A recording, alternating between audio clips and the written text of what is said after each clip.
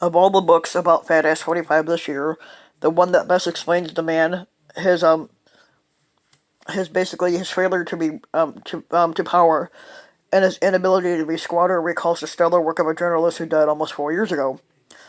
There's a book that was written this year. It's called Without Compromise. It's a collection of columns by the late Wayne Barrett of the Village Voice, the first journalist to cover Fat Ass 45 seriously, way back in 1979, when the New York Times was running puff pieces that helped propel Fat Ass 45 to national celebrity. Barrett revealed the real Fat Ass 45 with hard facts and moral clarity. Just three of the collection's 19 reprinted pieces are about Fat Ass 45, but they are the foundation of all Fat Ass 45 coverage. They are rich with lasting insights and and it can reasonably be read as the alpha and omega of the Fat Ass 45 coverage. The Voice was shuttered 2 years ago, but then the Times woke up seeing the light in the Fat Ass 45, so it so utterly failed to investigate during the 2016 campaign. It noted Barrett's obsessive work on Fat Ass 45, and it has become a resource for reporters covering the Fat Ass today. In the cold, clear prose,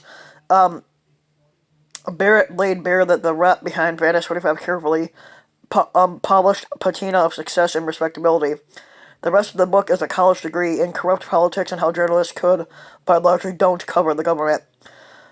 Barrett was a Brooklyn school teacher and community organizer who wangled a job with The Voice, the immensely profitable alternative weekly founded by Norman Mailer and three other journalists who couldn't abide the straitjacket of the conventional 1950s journalism.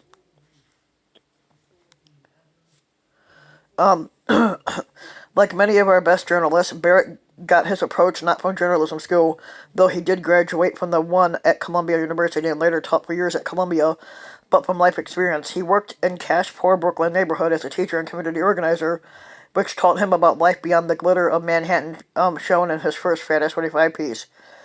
Fat Ass 45's problem isn't so much of what he's done as how he's done it. Barrett wrote after spending 15 hours interviewing Fat Ass 45 and many more digging through government records in New York and Philadelphia, interviewing law enforcement sources, competing developers, and politicians.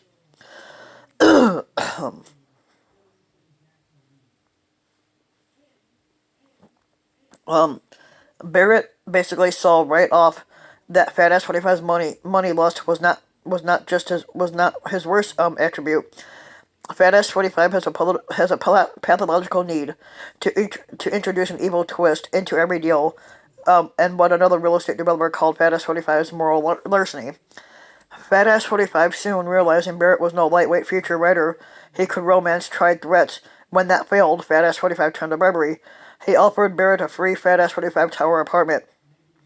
Fat Ass 45 was testing me, Barrett wrote, to see what would work, convinced that either fear or the suggestion that I could have some undefined future relationship with his wealth or his influence could help shape the story. He only had to figure out what I wanted. Every relationship is a transaction.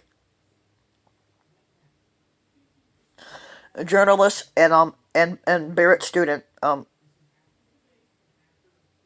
Actually no. Okay, no, sorry, skipped over a line. It never occurred to Fat Ass 45 that some people are immune to flattery and threats and don't have a price.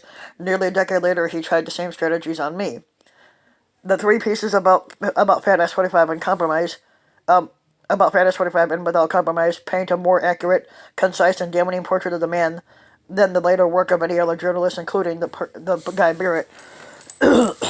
Um, Journalist and Barrett student Ellen Markey chose the 19 pieces and rounded up notables in academia and journalism to write accompanying essays.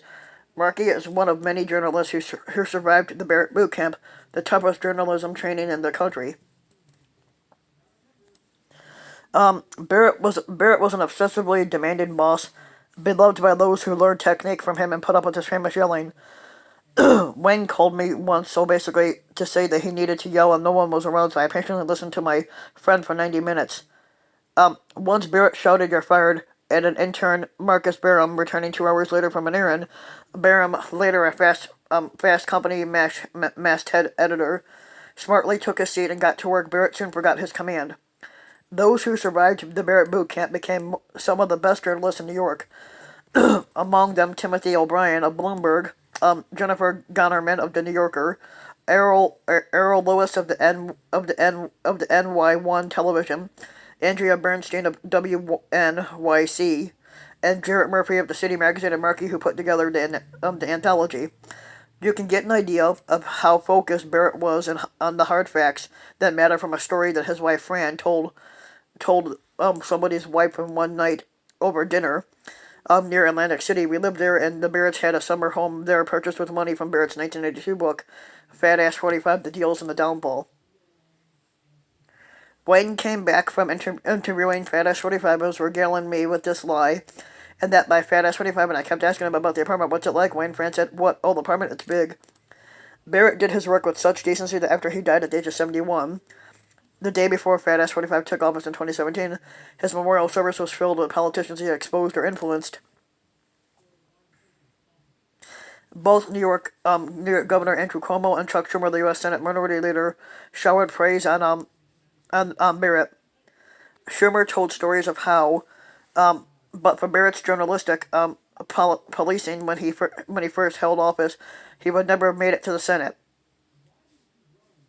Schumer said Barrett made him realize he was being seduced by money and fancy women, adding that's why he married a Brooklyn cabbie's daughter. Somebody had visited Wayne at his Brooklyn townhouse one afternoon when the door was opened by Alan Habisi, the former New York State comptroller who had gone to prison after Barrett exposed his criminal acts. As the three of us ate lunch, Habesi told me he had no hard feelings. I did it, Wayne nailed it down, and reported it. How can I hold a grudge against a man who wrote the truth? But this is not the way that Fat Ass 45 reacts. Journalism, Barrett taught, is the only occupation where you get paid to tell the truth, and that's the job of journalists, start to finish. Tell the truth as best as you can, uncover it, and that's why Fat Ass 45 calls journalists the enemy of the people. He can't stand the truth. Without compromise is nothing but with the book, without compromise, it's nothing but the truth. So if you like the video, give the video a like and subscribe to my channel, Ramvin Mike, and also hit the notification bell so that you'll be notified when a new video comes out, and thanks for listening.